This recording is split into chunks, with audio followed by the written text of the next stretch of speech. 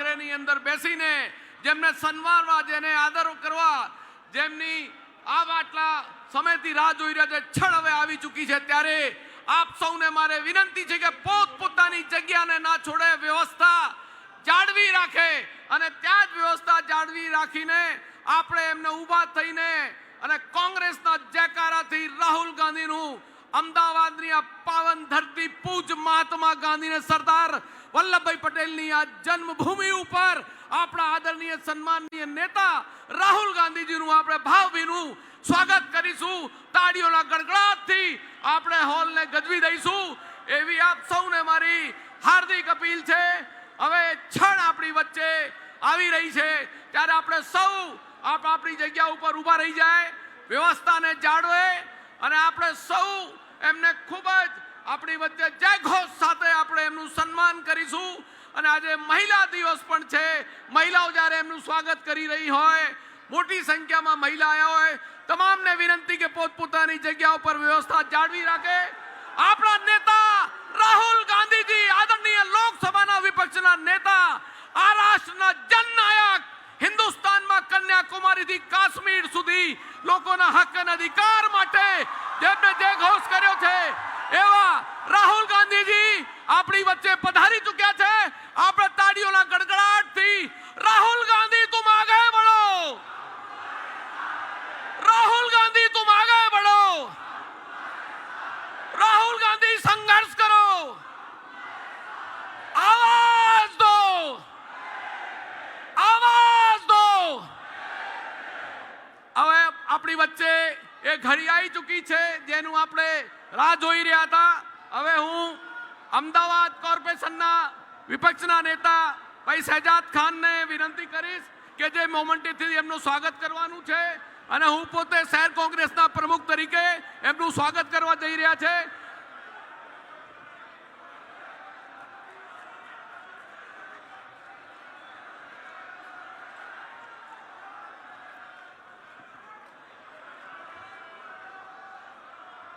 બરાબર જોશ છે બધાનો, મારી સાથે જોરથી જરા બોલાવશો। રાહુલ ગાંધી, રાહુલ ગાંધી। આપણે ખૂબ ખુશકિસ્મત છીએ કે આપણા નેતા કાર્યકર્તાઓ સાથે દિલથી ગઈકાલે મળ્યા। આપણા સૌના વતી રાહુલ ગાંધીજીનું સ્વાગત કરું છું અને હું વિનંતી કરીશ, આજે મહિલા દિવસ છે તો સૌથી પહેલા આપણા સાંસદ ગેનીબેન, આપણા સાંસદ આદરણીય ગેનીબેન ઠાકોરને વિનંતી કરું છું કે આવે અને મહિલા દિવસ છે તો ઓપનિંગ સ્પીચ મહિલા સાંસદ ગેનીબેન ઠાકોરથી આપણે શરૂઆત કરીએ। राहुल गांधी, राहुल जी तुम आगे बढ़ो, राहुल जी तुम आगे बढ़ो। सोनिया गांधी आज लोकसभा विरोध पक्षना नेता और अपना देशना नेता, सौना नेता आदरणीय राहुल गांधी जी, जनरल सेक्रेटरी मुकुल वासनिक जी, गुजरात प्रदेश कांग्रेस समिति प्रमुख आदरणीय शक्ति सिंह गोयल साहेब, महिला कांग्रेस प्रमुख बहन श्री गीताबेन, एआईसीसी तमाम प्रभारी श्रीओ, विरोध पक्ष नेता अमित भाई चावड़ा साहेब, गुजरात प्रदेश समिति माजी प्रमुख श्रीओ, स्टेज पर विराजमान कांग्रेस सौ अग्रगणी आगेवानो, वडीलो, आप सौ मोटी संख्या में पधारेला कांग्रेस सौ योद्धाओ। आज आंतरराष्ट्रीय महिला दिवस है त्यारे समग्र विश्वनी तमाम महिलाओं ने आंतरराष्ट्रीय महिला दिवस की शुभकामनाओं पाठवू छूं। साथे साथे आज बाबा साहेब आंबेडकर ने जे आपणे बंधारणीय हको आप्या ए बंधारणीय हको जारे आपणे महिलाओं ने एना थकी अनेक क्षेत्रनी अंदर आगळ वधवा माटेनी तक मळी छे त्यारे पंचायती राज में ए वखतना वडाप्रधान એ રાજીવજીએ 33% મહિલાઓને અનામત આપીને લોકલ બોડીમાં ચૂંટણીઓ લડવા માટેનો મહિલાઓને મોકો આપ્યો અને એના હિસાબે આજે દેશમાં સૌથી વધારે મહિલા સરપંચો, તાલુકા પંચાયત, જિલ્લા પંચાયત, નગરપાલિકા અને એમાંથી આગળ વધીને જનરલ સીટો ઉપર ધારાસભ્ય અને સંસદ સભ્ય સુધી આ દેશની મહિલાઓ પહોંચી છે. ત્યારે એ કોંગ્રેસ પાર્ટીના એક મહિલા સભ્ય તરીકે, સંસદ સભ્ય તરીકે નેતાઓનો કોંગ્રેસ પાર્ટીનો આભાર માનવો જોઈએ કે આ કોંગ્રેસે મહિલાઓને ગૌરવ અપાવવા માટે કરીને દેશના પ્રથમ વડાપ્રધાન આપ્યા, પ્રથમ રાષ્ટ્રપતિ આપ્યા, પ્રથમ લોકસભાના સ્પીકર આપ્યા અને વિધાનસભામાં અને લોકસભામાં મહિલાઓને 33% મળે એના માટે મનમોહનસિંહજીની સરકાર વખતે લોકસભાની અંદર એ કોંગ્રેસ પાર્ટીએ એનું બિલ પસાર કર્યું. ત્યારે જે ક્ષેત્રમાં છો એ ક્ષેત્રમાં મહિલાઓને વિનંતી કરું છું કે પોતે સ્વનિર્ભર બનીને જાતે વહીવટ કરવા સક્ષમ બને. જે મહિલાઓ કચડાયેલી છે, જ્યાં ગ્રામ્ય વિસ્તારોમાં મહિલાઓ એ ક્યાંક ને ક્યાંક મહિલાઓને આર્થિક રીતે અને રાજકીય રીતે આગળ વધારવા માટે ચૂંટાયેલી જે મહિલાઓ છે એ ગ્રામ્ય વિસ્તારમાં એમને મદદ કરીને આપણે કોંગ્રેસ પાર્ટીનું જે કર્તવ્ય છે કે મહિલા સશક્તિકરણનું ઉદાહરણ જે પૂરું પાડવાનું છે એમાં મહિલા કોંગ્રેસ અગ્રેસિવ રહીને કામ કરીને એ મહિલાઓના કામ કરવામાં ખૂબ એમને પ્રેરણા આપે એવી પણ આજના તબક્કે તમારા બધા પાસે અપેક્ષા રાખું છું. એક મહિલા સાંસદ તરીકે પહેલી વખત જ્યારે રાહુલજીની હાજરીમાં આંતરરાષ્ટ્રીય મહિલા દિવસની ઉજવણી કરવાને આપ સૌની શુભેચ્છાઓ પાઠવવા માટેનો મોકો આપ્યો એ બદલ કોંગ્રેસ પાર્ટીનો અને આપ સૌનો ખૂબ ખૂબ હૃદયપૂર્વક આભાર માનું. સન્માનનીય શક્તિસિંહજી. આપણે જોશ ઘણો બધો છે પણ અંદરો અંદર વાતો નહીં કરી અને શાંતિ રાખીશું તો મજા આવશે ને? હા કે ના? તો મારી વિનંતી છે, ખુરશીઓ ઓછી પડી છે, હું સમજી શકું છું. કાર્યકર્તા મિત્રોને ઊભું રહેવું પડ્યું છે. જ્યાં જગ્યા મળે ત્યાં બેસીને શાંતિથી સાંભળીએ. હું વિનંતી કરીશ કોંગ્રેસ વિધાનસભા પક્ષના નેતા માનનીય અમિતભાઈ ચાવડાને કે આવે અને સંબોધન કરે.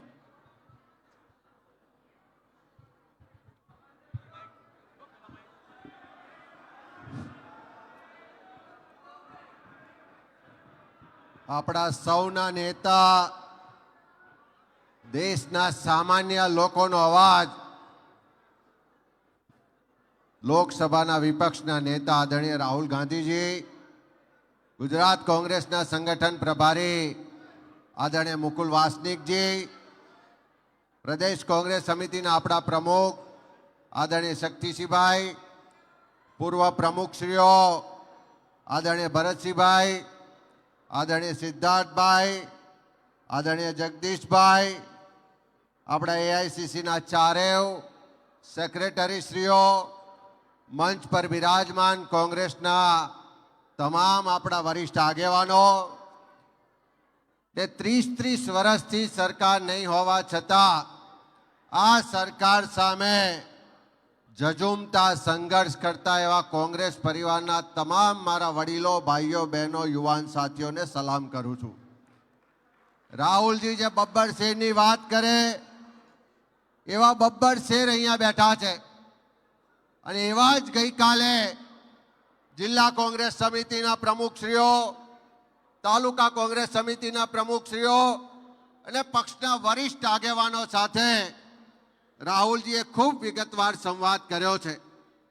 અને આ તમામ સંવાદનો એકમાત્ર ઉદ્દેશ કોઈ હોય તો છેલ્લા 30 વર્ષથી રાજ્યમાં જે ભારતીય જનતા પાર્ટીનું કુશાસન ચાલે છે, આ રાજ્યમાં ખેડૂતો પરેશાન છે, યુવાનો બેરોજગાર છે, મહિલાઓ પર રોજ અત્યાચાર થઈ રહ્યા છે, નાના વેપારીઓના ધંધા વેપાર ચોપટ થઈ રહ્યા છે, એ ડાયમંડ ઇન્ડસ્ટ્રી હોય, ટેક્સટાઇલ ઇન્ડસ્ટ્રી હોય, બધા જ ધંધા વેપારમાં મંદી ચાલી રહી છે, દારૂ, જુગાર, ડ્રગ્સની બધી વધી રહી છે.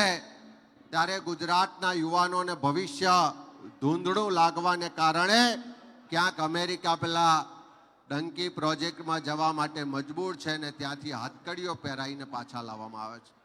મારે આજે આપણે રાહુલજીને સાંભળવા છે, વધારે વાત નથી કહેવી, પણ આપ સૌની પાસેથી એક જ અપેક્ષા છે કે રાહુલજી દેશની પાર્લામેન્ટમાં એમ કહેતા હોય કે આ ગુજરાતની ધરતી જે ગાંધી સરદારની ધરતી છે એના પરથી કોંગ્રેસ તમને હરાવશે. એ ખાલી આ સ્ટેટના નેતાઓના ભરોસે નહોતું કીધું, પણ અહીં બેઠેલા કાર્યકરો આગેવાનોના ભરોસે કીધું છે. મારી આપ સૌને વિનંતી છે કે શું આપણે આ રાહુલજીની ચેલેન્જ સ્વીકારવા માટે તૈયાર છે? હાથ ઊંચા કરીને કહો કે ચેલેન્જ સ્વીકારવા તૈયાર છે. કોંગ્રેસનો કાર્યકર મારા તમારા સહિત બધા જ લોકો જો આવતા 3 વર્ષ રસ્તા પર ઉતરીશું, લાઠી ખાવાની થાય તો લાઠી ખાઈશું, જેલમાં જવાનું થાય તો જેલમાં જઈશું, તો આજે ગુજરાતની જનતા નક્કી કરીને બેઠી છે કે અમારે આ લોકોને ઘર ભેગા કરવા છે, અમારે પરિવર્તન લાવવું છે, પણ એના માટે આપણે સક્ષમ બનવું પડશે. આપણે લોકોને વિશ્વાસ અપાવવો પડશે કે તમારા વતી લડવા માટે કોંગ્રેસ તૈયાર છે, કોંગ્રેસનો આગેવાન તૈયાર છે. અને નેતા રાહુલજીએ તો ગઈકાલે એટલે સુધી કીધું છે કે તમે બધા તૈયારી કરો, તમારા સુખમાં દુઃખમાં બધા જ સંઘર્ષમાં આખી ઓલ ઇન્ડિયા કોંગ્રેસ પાર્ટીના આપણા નેતા જોડે રહેવાના છે. જો એમની કટિબદ્ધતા હોય, એ અહીંયા આગળ આવીને જો આપણી વાત સાંભળતા હોય, તો આપણે પણ લોકો વચ્ચે જઈ અને એમની આ વાત છે, વિચાર છે, એમનો સંદેશ છે, એને घर घर સુધી લઈ જાય એવી આપ સૌને ખાસ વિનંતી करूं છું. मैं राहुल जी का भी आभारी हूं कि सर ये संघर्ष के समय में जो हमारे नेता कार्यकर्ता ये भाजपा के जोर जुलम अत्याचार के सामने भी कांग्रेस का तिरंगा झंडा लेके संघर्ष कर रहे हैं, आप उन सभी संघर्ष के साथियों को हौसला देने आए हैं, उनको एक नई दिशा देने आए हैं. हम सब कांग्रेस के कार्यकर्ता आपको भी आश्वस्त करते हैं कि आने वाले 3 साल में ऐसी लड़ाई लड़के दिखाएंगे, ये भाजपा की पूरी सरकार को यहीं गुजरात से उखाड़ के फेंकेंगे. यही विश्वास के साथ आपका भी धन्यवाद. अब हमारे बीच में अखिल भारतीय कांग्रेस कमेटी के महामंत्री और गुजरात के प्रभारी सांसद मुकुल वासनिक जी हमको संबोधन करेंगे. मंच पर बैठे सभी नेतागण और आप सभी की ओर से मैं दिल की गहराइयों से यहां पर हमारे नेता राहुल गांधी जी का स्वागत करता हूं. कल राहुल गांधी जी गुजरात की धरती पर पधारे और एक नई ऊर्जा का संचार गुजरात के तमाम कांग्रेस के साथियों को अब नजर आने लगा है. यहां से एक नई शुरुआत हमें कांग्रेस को जड़ों तक मजबूत करने की शुरुआत करनी है. पिछले कुछ सालों से देश और प्रदेश में एक अराजकता का और एक अन्याय का सिलसिला बना हुआ है. इस अन्याय और अराजकता के खिलाफ राहुल गांधी जी ने एक जंग छेड़ दी है. यहां गुजरात में पिछले कई दशकों से भारतीय जनता पार्टी की सरकार है. यहां पर महिलाओं पर बलात्कार, यहां निर्दोष लोगों के घरों को जमीन दोस्त करने का सिलसिला, यहां के नौजवानों की बेरोजगारी, यहां का गरीब, यहां का मध्यम वर्गीय पूरी तरह से प्रताड़ित हो चुका है. भारतीय जनता पार्टी और उनके शीर्ष के नेता ये आज भारत के संविधान में जो भारत की परिकल्पना करी है उसके सामने एक बहुत बड़ी चुनौती बनकर खड़े हैं. हम उसका मुकाबला करने के लिए अब तैयार है. जो जान की बाजी लगाता है वही आसमान की ऊंचाइयों को छू सकता है. और मैं आपसे यहां पर अनुरोध करने आया हूं, राहुल गांधी जी हमारा नेतृत्व करने के लिए चल पड़े हैं. हम भी अपनी जान की बाजी लगाने के लिए अब तैयार हो जाए। किसी ने कहा है, शहीदों की वतन की कब्र से ये आवाज आई, वही मिले हमसे आकर जो अपनी जान पर खेलते हैं। उधर दुनिया की राहत है, इधर लुत्फ शहादत है। ये सौदा है तेरे आगे, तू जो चाहे वही ले ले। इन्हीं शब्दों के साथ आपको बहुत बहुत धन्यवाद।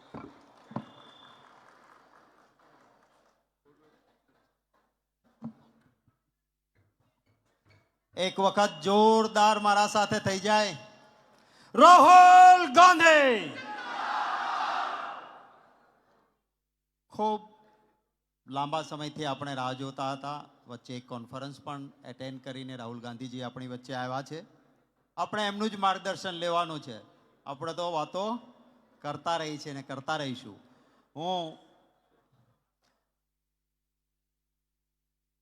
मैं गुजारिश करूंगा हमारे जन नेता, मैं जन नेता इसलिए कह रहा हूं, कल देखा ना आपने जमीन पे सैकड़ों कार्यकर्ताओं के बीच सीढ़ी पे बैठ के अगल बगल में सारे कार्यकर्ता है फोटो खिंचाए, वो जन नेता है। बाकी तो हमने वो भी देखा है 56 इंच का सीना पर, अगर परिंदा भी पर काट ले तो डर जाते हैं, वो नहीं है। ये नेता होते हैं जो लोगों के बीच प्यार से निकलते हैं। मणिपुर में भी जाके कभी डरे नहीं और मणिपुर में जाके हमारी बहनों के आंसू पहुंचने वाले। आज महिला दिन है और मैं राहुल गांधी जी हमारे बीच है, मैं दिल से धन्यवाद करता हूं। ये दूसरा मौका है।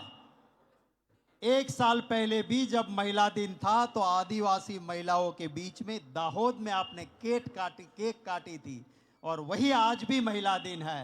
तो सारे गुजरात की बेटियों की ओर से, माताओं की ओर से आपका धन्यवाद करते हुए एक बार हम जोर से बोलेंगे राहुल गांधी। अब हम कहेंगे हम संघर्ष करेंगे, राहुल गांधी हमारे साथ है। हमें उनको सिर्फ नहीं कहना है कि राहुल गांधी संघर्ष करो, हम साथ है। मैं कहूंगा हम संघर्ष करेंगे, आप कहोगे राहुल गांधी हमारे साथ है। ठीक है, हम संघर्ष करेंगे, हम संघर्ष करेंगे। इन्हीं लफ्जों के साथ मैं आमंत्रित करता हूं हमारे जन नेता राहुल गांधी जी को कि आइए और संबोधित कीजिए।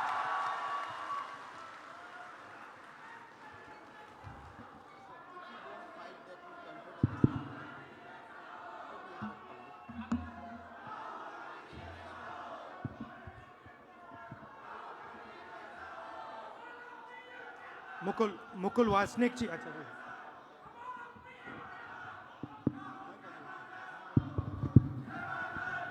मुकुल वासनिक जी, मुकुल वासनिक जी, शक्ति सिंह गोहिल जी, अमित चावड़ा जी, जगदीश ठाकुर जी, भारत भाई सोलंकी जी, सिद्धार्थ पटेल जी, शैलेश परमार जी, हिम्मत सिंह जी, स्टेज पे कांग्रेस पार्टी के वरिष्ठ नेता, हमारे प्यारे कार्यकर्ता भाइयों और बहनों, गुजरात की जो जनता है, आप सबको यहां बहुत बहुत स्वागत, नमस्कार।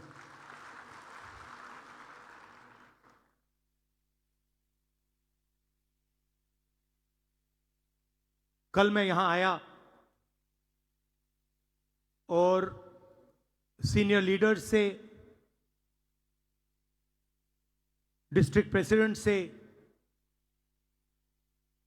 ब्लॉक प्रेसिडेंट से मेरी मुलाकात हुई। मेरा लक्ष्य था कि जो आपके दिल में बात है, जो आपके दिल में दर्द है, उसे मैं समझूं, उसे मैं सुनूं। बहुत बातें निकली संगठन के बारे में, गुजरात की राजनीति के बारे में, जो यहां की सरकार है वो किस प्रकार से काम करते हैं, धमकाते हैं, डराते हैं, उसके बारे में। और मैं अच्छी तरह आपकी बात सुन रहा था।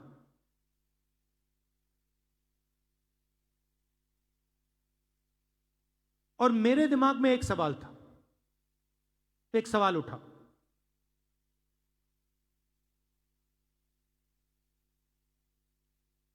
कि मेरी और कांग्रेस पार्टी की गुजरात में क्या जिम्मेदारी बनती है। अगर मैं यहां आया हूं, सिर्फ कांग्रेस पार्टी के लिए नहीं आया हूं, मैं गुजरात के युवाओं के लिए, गुजरात के किसानों के लिए,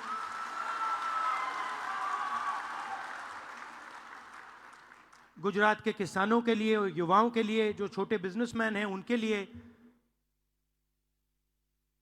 जो मेरी बहनें हैं उनके लिए आया हूं। तो मैंने अपने आप से पूछा कि मेरी और कांग्रेस पार्टी की क्या जिम्मेदारी है।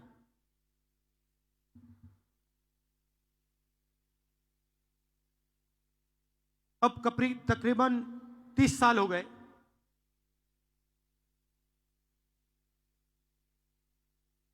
हम यहां सरकार में नहीं हैं, और जब भी मैं आता हूं तो डिस्कशन 2017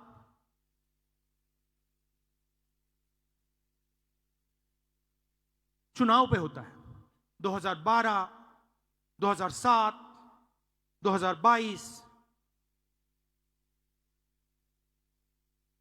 2027,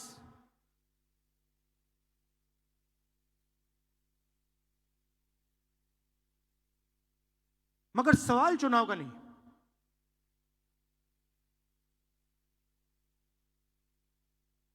जब तक जो हमारी जिम्मेदारी है उसको जब तक हम पूरा नहीं करेंगे, गुजरात की जनता हमें चुनाव नहीं जिताएगी। और सचमुच में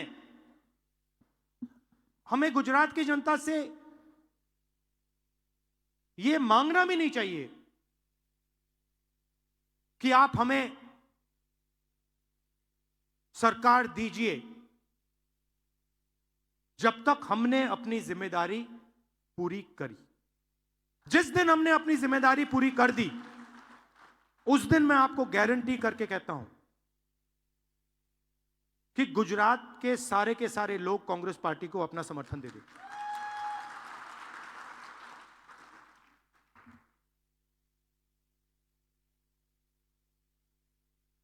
तो मेरी जिम्मेदारी क्या है, मैंने कांग्रेस पार्टी की बोली और अपनी बोली। मेरी जिम्मेदारी क्या बनती है?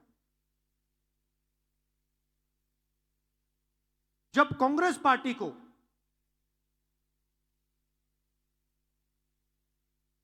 अंग्रेजों का सामना करना पड़ रहा था,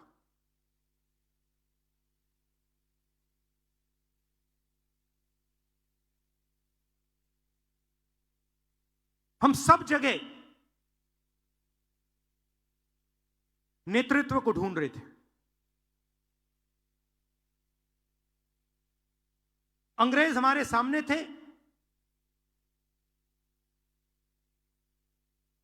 कांग्रेस पार्टी हिंदुस्तान की जनता को रिप्रेजेंट करती थी, मगर हमारा कोई लीडर नहीं था। लीडर कहां से आया? लीडर साउथ अफ्रीका से आया।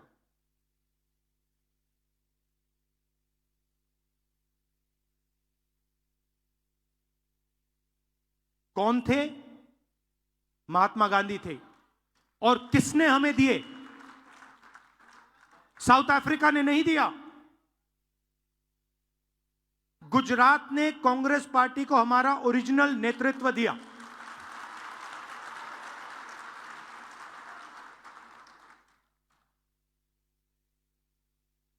और उस नेतृत्व ने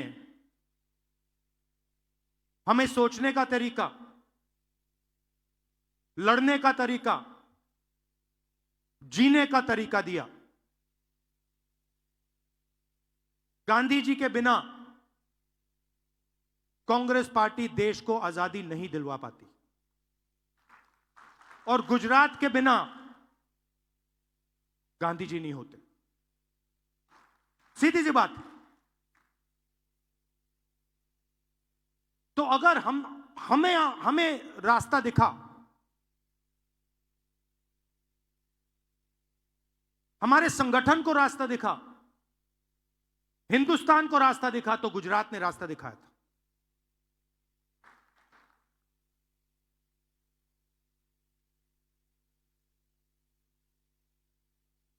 और उनके एक कदम पीछे आपने हमें सरदार पटेल दीजिए। तो हमारे जो सबसे बड़े नेता थे,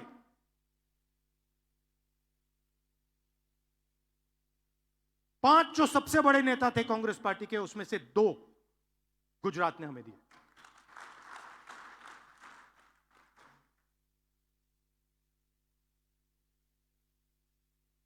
गुजरात हमसे यही मांग रही है। गुजरात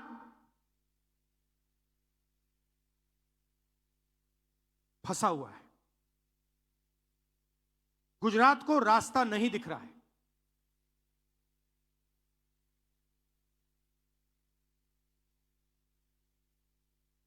गुजरात रास्ता देखना चाहती है, आगे बढ़ना चाहती है।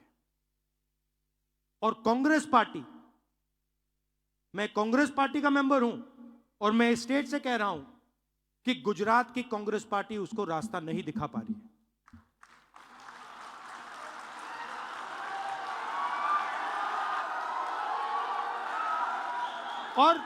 और मैं शर्मा कर नहीं बोल रहा हूं, मैं डर के नहीं बोल रहा हूं, मैं शर्मा के नहीं बोल रहा हूं, मगर मैं आपके सामने ये बात रखना चाहता हूं कि चाहे हमारे कार्यकर्ता हो, चाहे राहुल गांधी हो, चाहे हमारे जनरल सेक्रेटरी हो, चाहे हमारे पीसीसी प्रेसिडेंट हो, हम गुजरात को रास्ता नहीं दिखा पा रहे हैं। और हमें ये सबसे पहले, अगर हम गुजरात की जनता को रिस्पेक्ट करते हैं, तो हमें ये साफ कहना पड़ेगा कि आज तक जो पिछले 15, 20, 30 साल जो गुजरात की एक्सपेक्टेशन हमारे से थी, मुझसे थी, हमारे पीसीसी प्रेसिडेंट से थी, हमारे इंचार्ज से थी, वो हम पूरी नहीं कर पा रहे।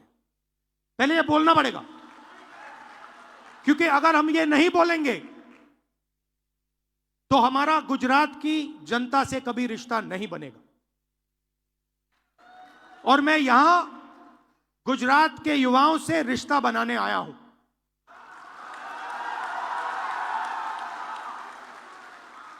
अब सवाल उठता है, क्यों? और उसका जवाब है, कि गुजरात की जो लीडरशिप है, गुजरात के जो कार्यकर्ता हैं, गुजरात के जो डिस्ट्रिक्ट प्रेसिडेंट्स हैं, ब्लॉक प्रेसिडेंट्स हैं, उसमें 2 तरीके के लोग हैं। डिवीजन है। अभी यहां पे बैठे हुए हैं सब लोग, मगर 2 टाइप के हैं।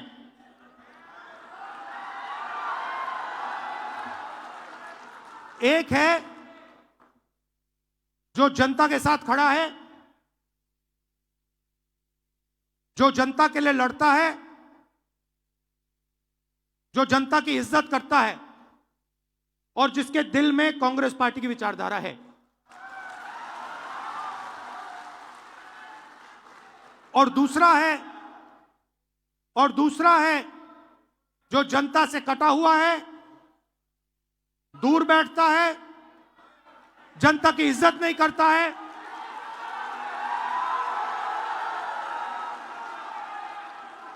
और उसमें से आधे बीजेपी से मिले हैं।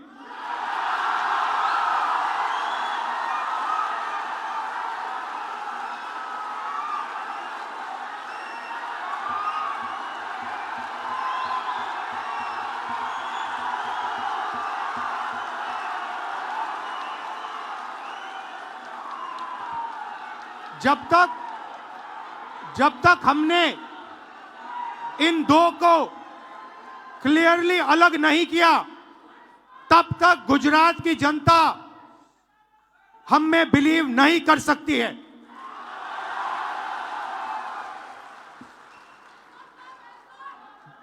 गुजरात की जनता, गुजरात के व्यापारी, गुजरात के स्मॉल और मीडियम बिजनेसेस, गुजरात के किसान, गुजरात के मजदूर, गुजरात के स्टूडेंट्स ऑपोजिशन चाहते हैं, विकल्प चाहते हैं, बी टीम नहीं चाहते हैं।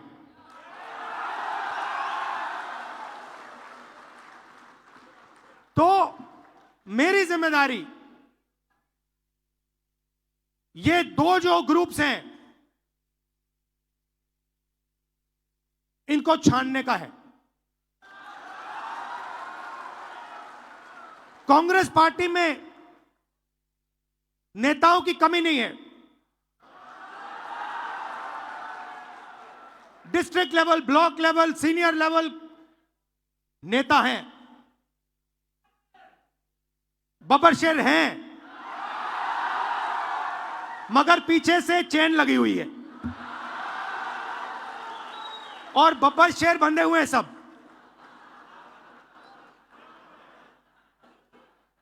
एक बार मेरी मीटिंग हो रही थी, वहां पे शायद मध्य प्रदेश का डेलीगेशन था। एक कार्यकर्ता खड़ा हुआ, कहता है राहुल जी आप एक काम कर दीजिए। मैंने कहा क्या? कहता है 2 तरीके के घोड़े होते हैं, एक होता है रेस का, एक होता है शादी का। कांग्रेस पार्टी रेस के घोड़े को बारात में डाल देती है और बारात के घोड़े को रेस में डाल देती है।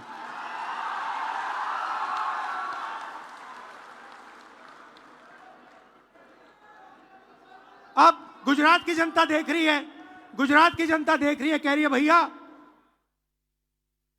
कांग्रेस पार्टी ने रेस में बारात का घोड़ा डाल दिया।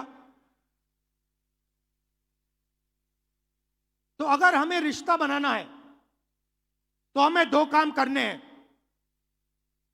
पहला काम, ये जो 2 ग्रुप्स हैं इनको अलग करना है सीधा।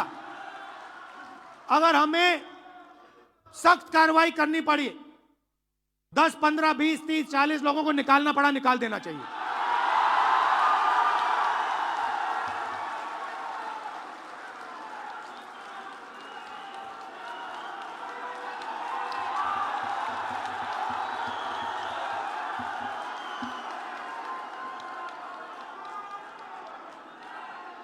बीजेपी के लिए अंदर से काम कर रहे हो, चलो जाके देखते हैं, बाहर से काम करो।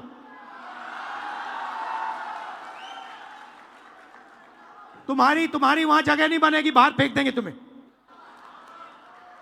तो पहला काम यह करना है। और जैसे ही, मतलब अगर हमारा कोई डिस्ट्रिक्ट प्रेसिडेंट हो, ब्लॉक प्रेसिडेंट हो, सीनियर लीडर हो, तो यहां पे कांग्रेस होनी चाहिए, दिल में कांग्रेस होनी चाहिए। जीतने हारने की बात छोड़ दो, अभी जीतने हारने की बात छोड़ दो। बस हमारे जो डिस्ट्रिक्ट प्रेसिडेंट्स हैं, जो हमारे लीडर हैं, अगर उनका यहां हाथ ऐसे कटे तो उसमें से कांग्रेस का खून निकलना चाहिए। पहला काम यह है। और संगठन का कंट्रोल उन लोगों के हाथ में जाना चाहिए। जैसे ही हम ये करेंगे, तूफान जैसे गुजरात की जनता हमारे संगठन में आने की कोशिश करेगी। और हमें उनके लिए दरवाजे खोलने पड़ेंगे। और हमें गुजरात को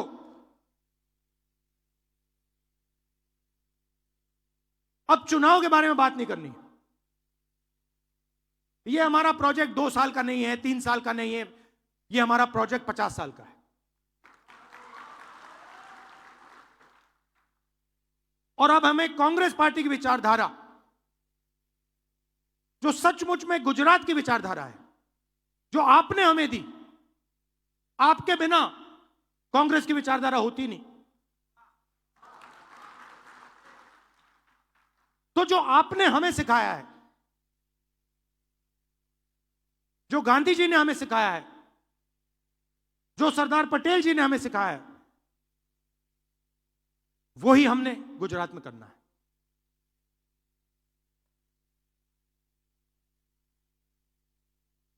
मैंने कहा कि गुजरात फंसा हुआ है।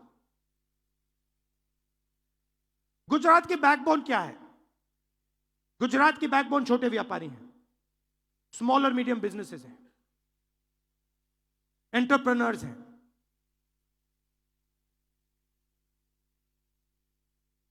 वो खत्म हो गए हैं। आप डायमंड इंडस्ट्री को देखिए, टेक्सटाइल इंडस्ट्री को देखिए, सिरेमिक्स इंडस्ट्री को देखिए।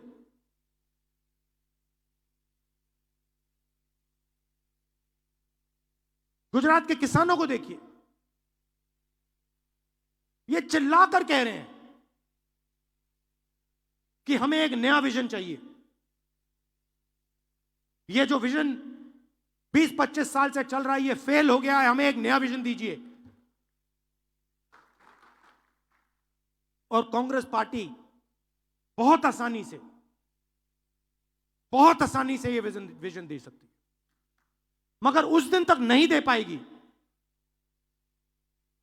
जब तक ये 2 तरीके के जो लोग हैं, इनको छाना नहीं जाएगा।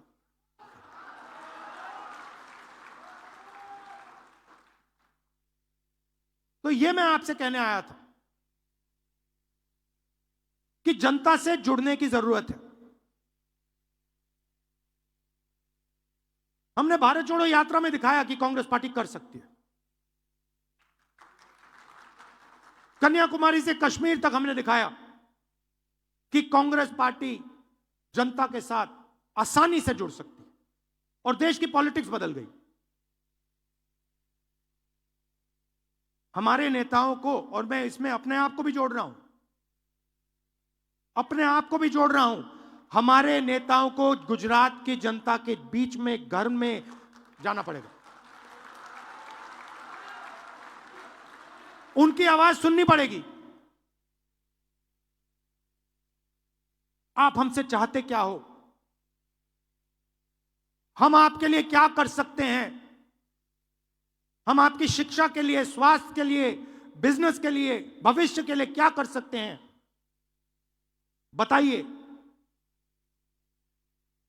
हम सुनने आए हैं, भाषण देने नहीं आए हैं, नारे लगाने नहीं आए हैं। हम सुनने आए हैं। जो आपके दिल में है आप हमें बताइए, यह पहले करना पड़ेगा। और ये आसानी से, मैं आपको कह रहा हूं, आसानी से किया जा सकता है। आप एक बात याद रखिए, मैं अभी कह रहा था गाड़ी में,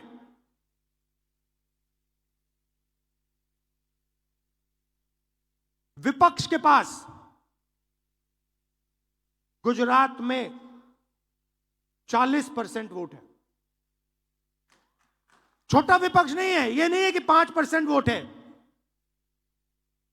आप दोनों आइए, आगे सामने आइए, आप दोनों आइए, यहां खड़े होइए। अगर गुजरात में आप कहीं भी ऐसे दो लोगों को खड़ा कर दोगे, एक बीजेपी का है, एक कांग्रेस का है,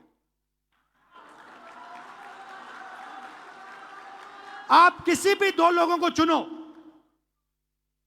कहीं भी बैठ जाइए, कहीं भी गुजरात के किसी भी कोने में 40% हमारे हैं। मतलब दो में से एक हमारा, एक उनका। मगर हमारी माइंड में है कि भैया कांग्रेस पार्टी के पास दम नहीं है। अगर हमारा वोट 5% बढ़ जाए, बात वहीं खत्म हो जाएगी। तेलंगाना में 22% वोट बढ़ाया हमने, 22% वोट बढ़ाया हमने तेलंगाना में। यहां 5% की जरूरत है।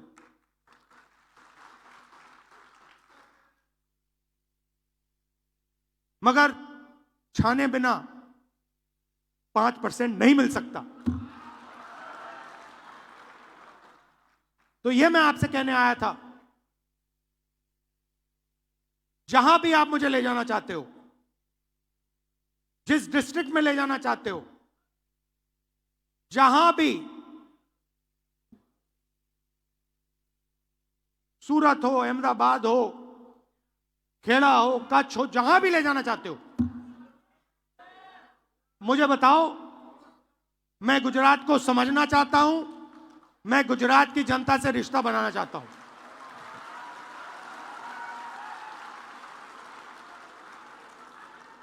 आप सब हमारे सिपाही हो। मैं जब कहता हूं कांग्रेस पार्टी के बब्बर शेर, ऐसे नहीं कहता हूं, बट हमारा जो बब्बर शेर है वो थोड़ी कॉन्फिडेंस खो चुका नहीं है। नहीं, देखो, कॉन्फिडेंस कोई खोता नहीं है। कॉन्फिडेंस अंदर होती है, उसको निकालना पड़ता है। मेरा काम आपके अंदर जो कॉन्फिडेंस है उसको निकालने का है, वो खोई नहीं है, वो है अंदर। गुजरात का ऐसा कोई व्यक्ति नहीं है जिसके दिल के अंदर कॉन्फिडेंस नहीं है। शर्त यह है कि कॉन्फिडेंस बाहर आई है या नहीं। तो यह मेरा काम है, यह मेरी जिम्मेदारी है, और मैं इस जिम्मेदारी को पूरा करूंगा। आप सबका फिर से बहुत बहुत धन्यवाद। एक प्रॉब्लम आती है गुजरात में, एक बड़ी प्रॉब्लम आती है। मैं थोड़ा अपना वेट कंट्रोल करने की कोशिश करता हूं जब भी मैं यहां आता हूं। पता नहीं आप लोग क्या करते हो, किसी रेस्टोरेंट पे ले जाते हो, कहीं मतलब स्नैक्स डाल देते हो, कहीं मेरा 1 किलो ऐसे ही बढ़ जाता है वेट। तो आप सबको, गुजरात की जनता को मेरे तरफ से बहुत बहुत प्यार, धन्यवाद। जय हिंद। આપણે બધા પોતાની જગ્યાએથી ઊભા થઈને, બધા પોતપોતાની જગ્યાએ ઊભા થઈને તાળીઓના ગગડાટથી રાહુલજી આ ગુજરાતની પૂજ્ય મહાત્મા ગાંધીને સરદાર વલ્લભભાઈ પટેલની ભૂમિ ઉપર અમદાવાદ શહેરમાં જ્યારે પધાર્યા છે, ત્યારે એમનું સમગ્ર ગુજરાત વતી, ગુજરાત પ્રદેશ કોંગ્રેસ વતી ખૂબ ખૂબ ધન્યવાદ અને આભાર માનું છું કે ગઈકાલથી લઈને આજ એમને સતત 24 કલાક સુધી કોંગ્રેસના તમામ કાર્યકર્તાઓનો અભિવાદન ઝીલ્યો છે, બધાને સાથે મળ્યા છે, ચર્ચા વિચારણા કરી છે। और राहुल जी, मैं आज आपको विश्वास दिलाता हूं गुजरात कांग्रेस की ओर से, आज जो आपने यहां जो आवाज उठाई है उस आवाज को हम बुलंदी पर ले जाएंगे।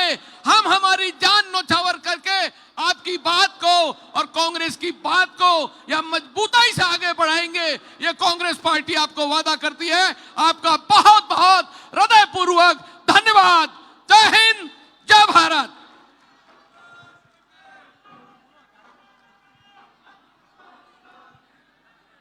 હવે રાહુલજી જ્યારે અહીંયાથી પ્રસ્થાન કરે પછી જમણા હાથે સંયમપૂર્વક અમદાવાદના લોકો અહીંયા જ બેસે।